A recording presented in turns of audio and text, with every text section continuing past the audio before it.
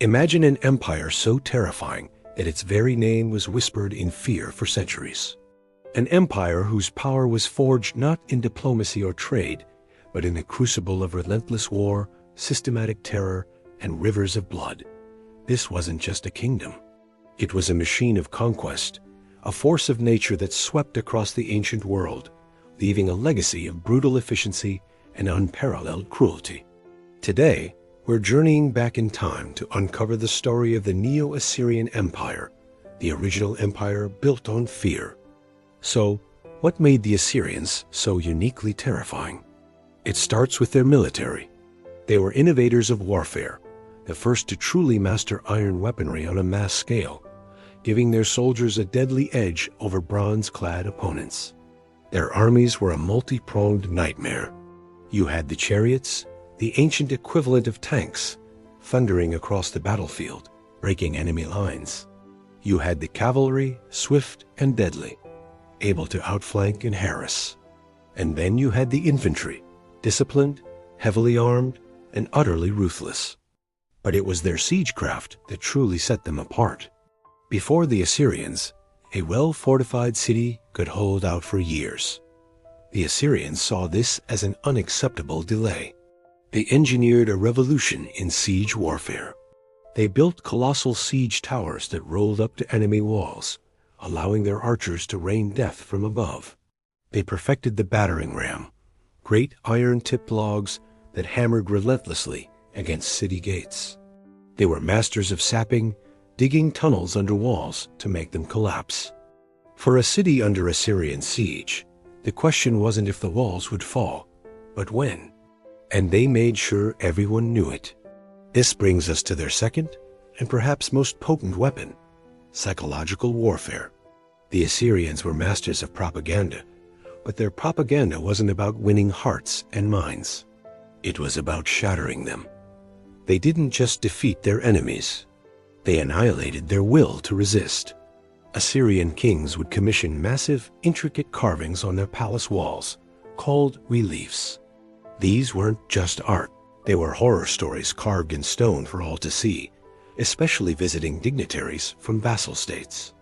These reliefs depicted, in graphic detail, the fate of those who dared to defy Assyria. You'd see cities burning, defenders being impaled on stakes outside their own walls, prisoners being flayed alive, their skin peeled off while they still breathed. You'd see piles of severed heads and pyramids of skulls. Leaders of rebellions were often subjected to the most gruesome public executions. They might be forced to wear the severed heads of their own nobles as necklaces before being executed themselves. The message was brutally simple. Resist, and this will be you. Surrender, and you might be spared. It was a calculated campaign of terror designed to make the very thought of rebellion unthinkable. When the Assyrian army marched, it was preceded by its reputation. Stories of their cruelty spread like wildfire. Many cities, hearing that the Assyrian war machine was heading their way, would simply open their gates and surrender without a fight, choosing subjugation over annihilation. This was exactly what the Assyrians wanted. Conquest through fear was far more efficient than conquest through battle. But what happened after a city was conquered? If they surrendered, they would be stripped of their wealth, forced to pay a massive annual tribute, and their rulers would become puppets of the Assyrian king. But if they resisted, the aftermath was a vision of hell.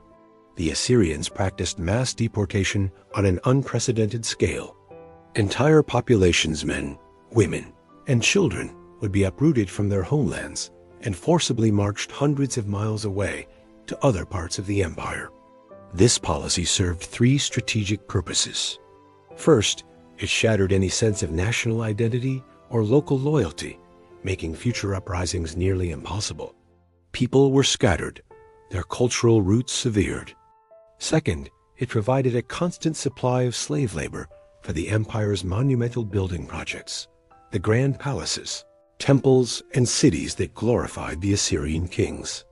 Third, it allowed the Assyrians to resettle strategic areas with loyal populations, creating a human buffer against their enemies. The famous lost 10 tribes of Israel were victims of this very policy, deported by the Assyrians in the 8th century BC and scattered across the empire, their fate a mystery to this day. Life within the Assyrian heartland was a paradox.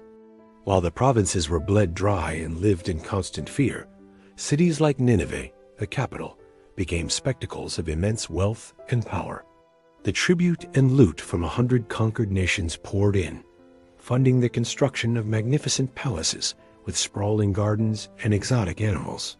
The Library of Ashurbanipal, one of the first great libraries in history, was assembled in Nineveh, containing tens of thousands of clay tablets on everything from science and medicine to literature and magic.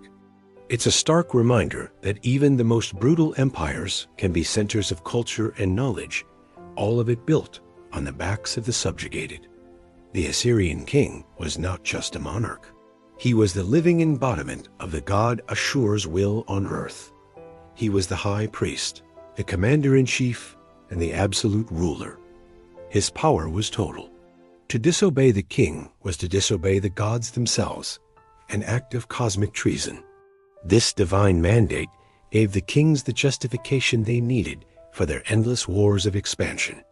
They weren't just conquering for land or wealth. They were fulfilling a sacred duty to expand the domain of their god, to bring order to a chaotic world, an order defined by Assyrian rule.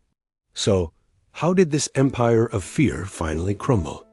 An empire built on such brutal foundations creates a lot of enemies.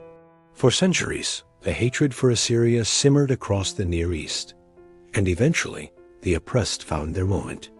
In the late 7th century BC, a coalition of 2 of their most powerful vassals, the Babylonians from the south and the Medes from the east, rose in a great rebellion. This time, it was different. Years of constant warfare had stretched the Assyrian military thin. The empire was overextended and racked by internal civil wars between rival claimants to the throne. The system had become too large and too brutal to sustain itself. The Babylonians and Medes, fueled by generations of resentment, launched a relentless assault. They did to the Assyrians what the Assyrians had done to so many others. In 612 BC, the unthinkable happened. The grand capital of Nineveh, the supposedly impregnable heart of the empire, was besieged and captured. And the victors showed no mercy. They enacted a terrible revenge, putting the city to the torch and slaughtering its inhabitants. The destruction was so complete that the location of Nineveh was lost to history for over 2,000 years, buried under a mound of earth until it was rediscovered by archaeologists in the 19th century. The empire that had terrorized the world for 3 centuries was utterly wiped from the map in less than a decade. The fall was as swift and as violent as its rise. The legacy of the Neo-Assyrian Empire is a complex one. They were undeniably military geniuses and brilliant administrators. They created a template for empire that would be copied by later powers, including the Persians and the Romans, the use of a professional army, a network of roads for rapid communication, and a system of provincial governance. They preserved and copied vast amounts of ancient Mesopotamian knowledge, without which our understanding of the ancient world would be significantly poorer. However, their name will forever be synonymous with a level of calculated, state-sponsored brutality that is shocking even by ancient standards.